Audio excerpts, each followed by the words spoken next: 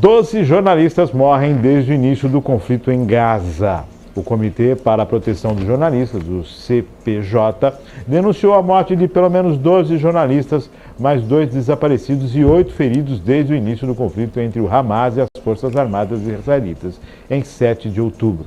Entre os mortos estão 10 jornalistas palestinos, um jornalista israelita e outro desaparecido, além de um morto em ataques no sul do Líbano. A contagem inclui os mortos até 14 de outubro, nos primeiros 8 dias do conflito, explica a CJP, que alerta que os perigos particularmente elevados que afetam os jornalistas na faixa de Gaza, dado o risco de um ataque por terra das forças israelitas. O CGT também alerta sobre os bombardeiros devastadores da aviação israelita, a impossibilidade de comunicação e os contínuos cortes de energia. O Comitê de Proteção denunciou... São civis que realizam um trabalho importante em tempo de crise e não devem ser atacados pelas partes em conflito, disse o coordenador do CPJ para o Médio Oriente e Norte da África, Sherif Mansour, pedindo que ambas as partes tomem medidas para garantir a sua segurança. O grupo islamita Hamas lançou no dia 7 um ataque surpresa contra Israel, com o lançamento de milhares de foguetes e a inclusão de milicianos armados por terra, mar e ar. Em resposta, Israel bombardeou a partir do ar várias infraestruturas do Hamas na faixa de Gaza e impôs um cerco total ao território, com corte de abastecimento de água, combustível e eletricidade. Os ataques já provocaram milhares de mortos e feridos nos dois territórios. Não é que a vida dos jornalistas tenha mais valor do que as outras 3.988 pessoas que morreram até agora pelo conflito. Não é isso que nós estamos falando. O que está se colocando é que quem está indo lá levar para o mundo o que está acontecendo, está se expondo, e claro, e os riscos da guerra. É isso que se coloca.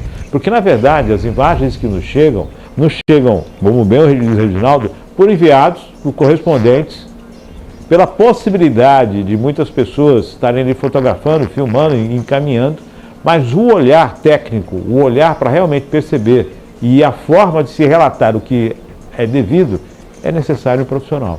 E o profissional, no front, ele te leva em risco. Não vai pensar, eu estou junto com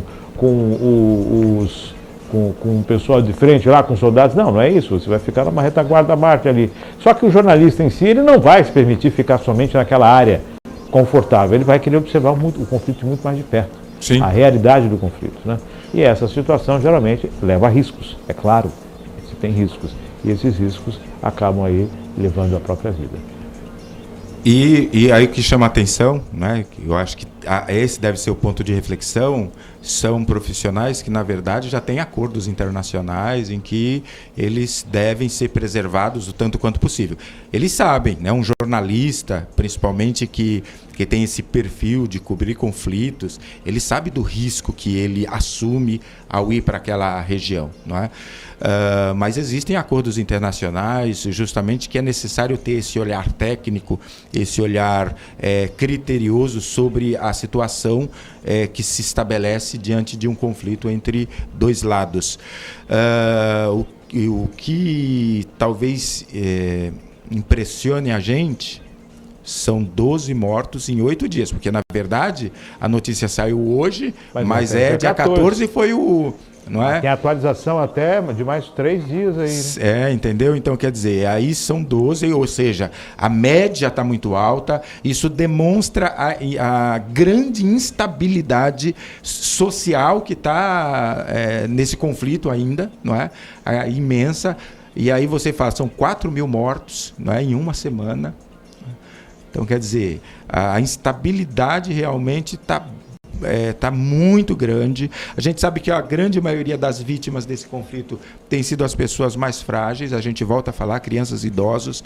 A gente vê a questão dos hospitais, não é? Quem tem minimamente a curiosidade de ler, não precisa se ler tudo, não é? Eu acho que é até pesado você ficar lendo só sobre a questão do conflito, mas minimamente quem lê sabe a dificuldade, inclusive, do socorro às vítimas, não é?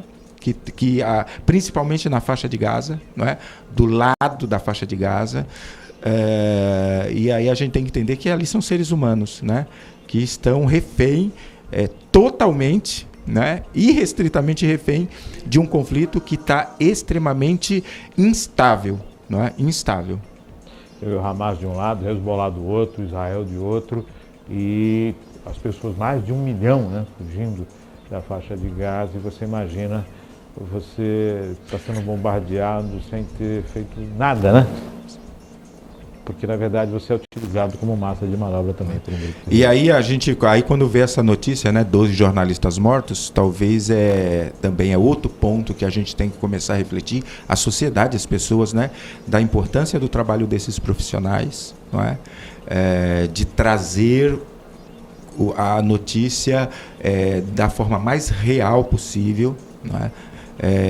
Você não constrói conhecimento, você não constrói entendimento, você não constrói um debate com mentiras, com meias-verdades. E aí a importância do papel desses profissionais, do jornalismo, né, em trazer essas notícias para que a reflexão ela aconteça dentro de bases mais sólidas possíveis, não é?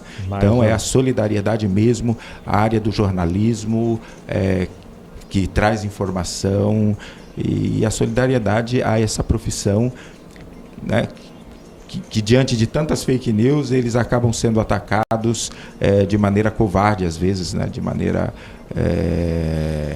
injusta.